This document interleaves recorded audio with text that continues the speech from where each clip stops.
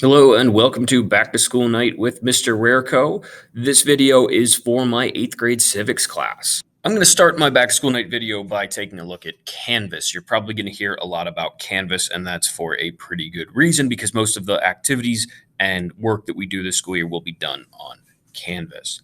One of the most important features of my Canvas page is this slide right here. This slide is identical to what I put on my board each day.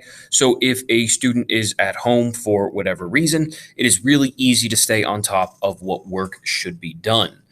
Also, it is very nice because you can go back in time and see what we've done throughout the entire school year. So with that, I just want to run through a couple of quick things on my syllabus and then give you some contact information, and that'll be it. So our 8th grade social studies course for this year is civics and government. For a long time, this class has been offered to 8th graders because we are starting to get very close to entering the high school and being a little bit more active in political participation. So this course's primary objective is to understand how government at the national, state, and local level function and impact our daily lives. We'll also be focusing on the rights and responsibilities of citizenship, allowing students to see how they contribute to the well-being of society.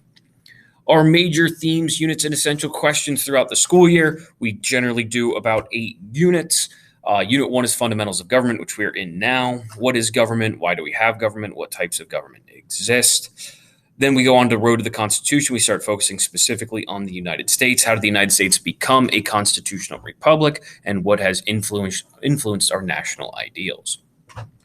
From there, we spend a big chunk of the year just talking about the Constitution and the 3 branches. What does it say? Why is it important? And what are the 3 branches and how do they check and balance each other? From there, we move on into the Bill of Rights. What does the Bill of Rights say? What protections are guaranteed by the Bill of Rights and how are those rights protected? We do an extension of that by taking a look at the civil rights movement. So how do citizens protect the rights enumerated in the Bill of Rights? Then we move on to Unit 6, which is influence, elections, and politics, talking about who gets power in government, who decides how power is distributed, and what are political parties and how do they influence government. Then we move on into state, county, and local government. How do the governments of Pennsylvania, Adams County, and Gettysburg function, and what role do they play in the lives of the people? And then our last unit is world government, where we open back up and look at how the United States conducts business around the world. How do other governments around the world function as well? I know one of the biggest things is materials. Really, with us doing most of our activities online this school year, there's only about 3 things that I'm asking students bring to class. One is a writing utensil.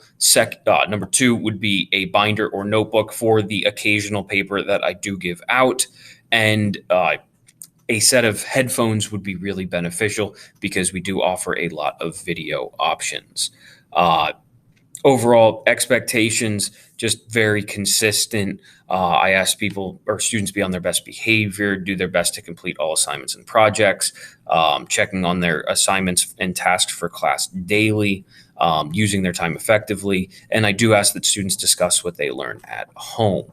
Finally, grading and evaluation. Class, most of our grade is based on what we do in class, and that includes classwork, projects, reading quizzes, and discussions. There's a little bit of information about our academic standards, but probably the biggest thing at the bottom is contact information. All I ask is that if you have any questions, comments, concerns, please reach out to me by email. Email is the best way to reach me. You can click right there and it'll open an email to me, or it's just drareco@gazdpa.org. But overall, that is what I have to share about this class. If you have any questions, please reach out to me.